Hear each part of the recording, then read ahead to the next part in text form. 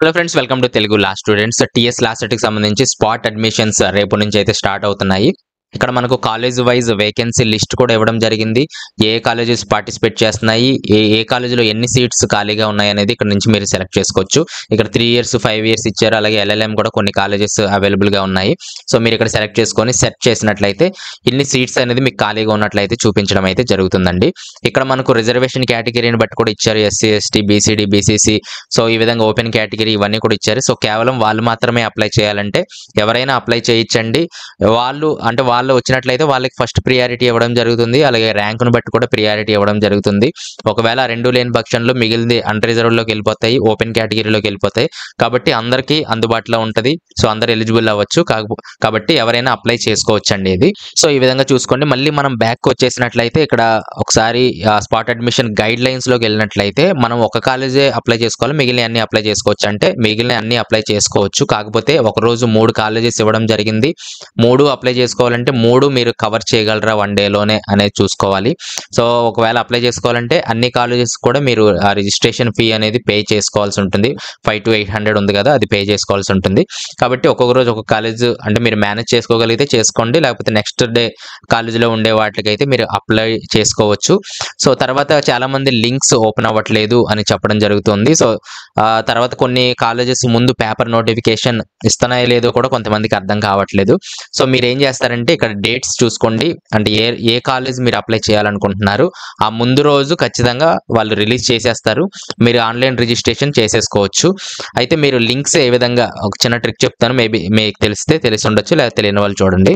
So ఈ link ఉంది కదండి, ఎగ్జాంపుల్ ఇక్కడ లింక్ ఇచ్చారు. సో ఇదంతా టోటల్ అందరికీ ఒకటే, కాకపోతే లాస్ట్లో కాలేజ్ కోడ్ మనం ఎంటర్ చేయాల్సి ఉంటుంది. సో జస్ట్ దీని మీద క్లిక్ చేయండి. క్లిక్ చేసి కాలేజ్ కోడ్ దగ్గర మనం ఇది తీసేద్దాము. తీసేసి ఏ కాలేజ్ అయితే మీరు కావాలనుకుంటున్నారో ఆ కాలేజ్ కోడ్ ఇవ్వాలి. అంటే ఏదైతే పార్టిసిపేట్ చేస్తుందో ఆ కాలేజ్ కోడ్ మీరు ఎంటర్ చేయాల్సి ఉంటుంది. ఇప్పుడు కేవీ రంగారెడ్డి చూస్తే కేవీఆర్ఆర్ అని ఉంటుంది.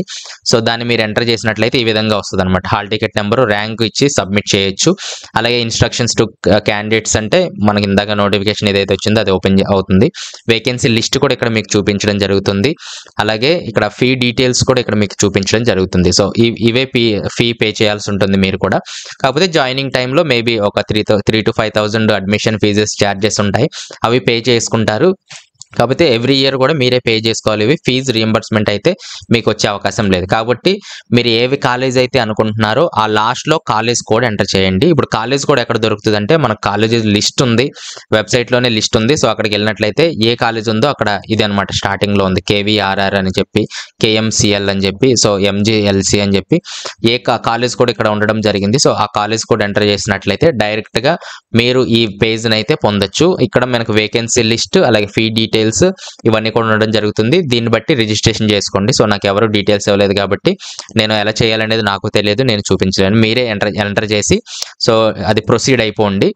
అయిపోయిన తర్వాత ఆ రిజిస్ట్రేషన్ అయిన కాపీ, హార్డ్ కాపీ ఏదైతే ఉందో దాన్ని ప్రింట్అవుట్ తీసి, దాన్ని హార్డ్ కాపీ అంటారు, దాన్ని తీసుకెళ్ళి కాలేజ్లో సబ్మిట్ చేయాల్సి ఉంటుంది.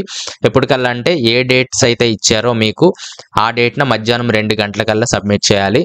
2 గంటల దాకే టైము. మధ్యాహ్నం నుంచి కూడా మీ సర్టిఫికేట్స్ అవన్నీ కూడా వెరిఫై చేసి వాళ్ళు మీకు సీట్ వచ్చిందో రాలేదనేది మెసేజెస్ రూపంలో ఇవ్వడం జరుగుతుంది. లేదా ఈవినింగ్ వరకు వెయిట్ చేసినట్లయితే వాళ్ళు చెప్పడం అయితే జరుగుతుంది.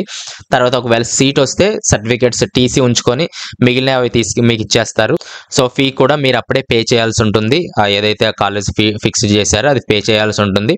సో నెక్స్ట్ డే నుంచి మీరు జాయిన్ అయిపోవచ్చు అనమాట. అంటే ఆ రోజు జాయిన్ అయిపోతారు. నెక్స్ట్ డే మామూలుగా రిపోర్ట్ చేయండి అంటే ఫీ రెడీగా ఉంటే ఆ రోజు తీసేసుకుంటారు. లేకపోతే నెక్స్ట్ డే మీకు టైం ఇస్తారు, నెక్స్ట్ డే పే చేసి మీరు కాలేజీలో జాయిన్ అయిపోవచ్చు. ఇదనమాట ప్రాసెస్ అనేది. సో కంటే ఇలా వెబ్సైట్స్ ఇవన్నీ చూసే కంటే డైరెక్ట్గా మీరు కాలేజ్ కోడ్ చూసుకొని ఏదైతే నోటిఫికేషన్లో లింక్ ఉందో సో దాన్ని కాలేజ్ కోడ్ ఎంటర్ చేస్తే డైరెక్ట్గా ఈ పేజ్ అయితే ఓపెన్ అవ్వడం జరుగుతుంది. లేదా మీరు వెబ్సైట్లోకి ఇండివిజువల్గా కాలేజ్ వెబ్సైట్స్లోకి వెళ్ళాలంటే ఈ విధంగా ఉంటుంది అనమాట. ఉదాహరణకి నేను పెండికంటి కాలేజ్ చూశాను. ఇక్కడ ఇచ్చారు చూడండి, స్పాట్ అడ్మిషన్ నోటిఫికేషన్ అని చెప్పి.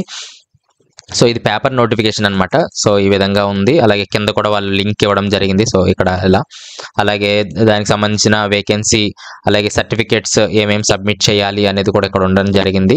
అలాగే ఫీ కూడా ఇక్కడ ఉండడం జరిగింది. ట్యూషన్ ఫీజు వచ్చేసి 20,000, అలాగే అదర్ ఫీ వచ్చేసి 28,50. సో జాయిన్ అయ్యేటప్పుడు పెండికంటిలో ఈ విధంగా పే చేయాల్సి ఉంటుందన్నమాట. సో ఇది అర్థమైంది అనుకుంటున్నాను. సో అర్థం కాకపోతే కింద కామెంట్స్లో తెలియచేయండి. డేట్స్ అయితే ఫాలో అవ్వండి. ఫాలో అయ్యి దాన్ని బట్టి ఆ ముందు రోజు రిజిస్ట్రేషన్ చేసుకోవడానికి ట్రై చేయండి. తర్వాత రోజు మీరు 2 గంటలకల్లా ఏదైతే రిజిస్ట్రేషన్ ప్రింట్అవుట్ ఉందో అది మీరు తప్పకుండా వాళ్ళకి సబ్మిట్ చేయాలి. Okay, thanks for watching. Next వీడియోలో మళ్ళీ కలుస్తాను.